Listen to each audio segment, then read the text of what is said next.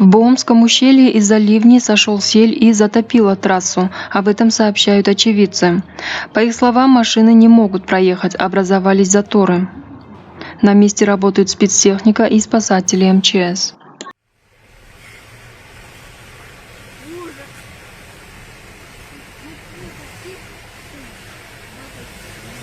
Машина конец стреляли. Не доехал нормально. Мальчик купили. Да, очень опасно.